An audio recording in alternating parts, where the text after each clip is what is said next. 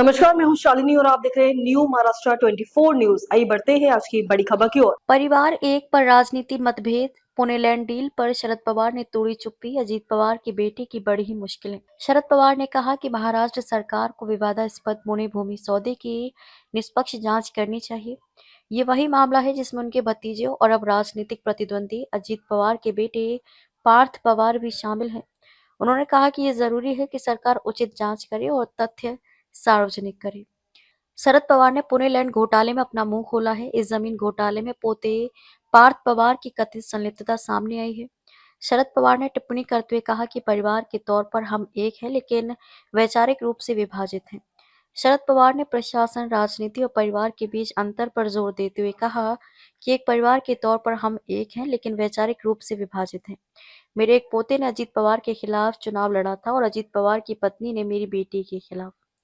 ये टिप्पणी पुणे के मुंदवा इलाके में लगभग 1800 करोड़ रुपए मूल्य की लगभग 40 एकड़ सरकारी जमीन की कथित अवैध बिक्री को लेकर है। इसे लेकर राजनीतिक हंगामा मचा है। विपक्षी दलों ने उप मुख्यमंत्री अजीत पवार के बेटे पार्थ से जुड़ी एक कंपनी पर सिर्फ 300 करोड़ रुपए में जमीन खरीदने का आरोप लगाया है।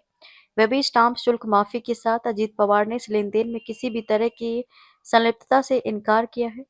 महाराष्ट्र के मुख्यमंत्री देवेंद्र फडणवीस की जांच कराने की बात का समर्थन करते हुए शरद पवार ने कहा कि वह एक पारदर्शी जांच के पक्ष में है। उन्होंने कहा कि मुख्यमंत्री ने सार्वजनिक रूप से कहा है कि मामला गंभीर है, इसलिए उन्हें जांच करानी चाहिए और तथ्यों को समाज के सामने रखना चाहिए।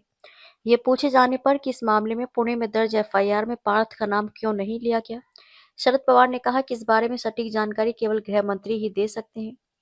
मुख्यमंत्री देवेंद्र फडणवीस के पास ही गृह विभाग भी है, वे ही इस बारे में कुछ कहने की सबसे बेहतर स्थिति में है। फडणवीस ने पहले कहा था कि सौदे में शामिल हस्ताक्षरकर्ताओं और विक्रेताओं के खिलाफ एफआईआर दर्ज की गई है। उन्होंने गढ़चिरौली में कहा कि जांच में दोषी पाए जाने वालों पर मामला दर्ज किया जाएगा। कानून के मुताबिक कार्रवाई की जा रही है। ये पूछे जाने पर कि क्या सत्तारूढ़ महायुति गठबंधन के सहयोगी अजीत पवार को राजनीतिक रूप से निशाना बना रहे हैं, इस वरिष्ठ नेता ने कहा, मुझे नहीं पता। शरद पवार अपनी बेटी और एनसीपी सांसद सुप्रिया सुले द्वारा पार्थ का बचाव करने वाली टिप्पणी से भी दूरी बनाते दिखे। सुप्रिया सुले ने कहा कि मैंने पार्थ को फोन किया और उन्होंने कहा कि उन्होंने कुछ भी गलत नहीं किया है। अगर ये सरकारी जमीन थी तो इसे कैसे बेचा गया? मुख्यमंत्री और राजस्व मंत्री को सभी विवरण सामने लाने चाहिए। इस पर प्रतिक्रिया देते हुए पवार ने कहा कि ये उनका विचार हो सकता है। आगे की बात करते हुए एनसीपी सपा प्रमुख ने कहा कि महाविकास आघाड़ी एमवी के सहयोगी आगामी स्थानीय निकाय चुनावों के लिए अपनी रणनीति को अंतिम रूप देने के लिए बैठक करेंगी। खबरों में अब तक के लिए बस इतना ही। फिर होगी आपसे मुलाकात, तब तक के लिए नमस्कार और देखते रहिए न्यू महाराष्ट्र 24 न्यूज।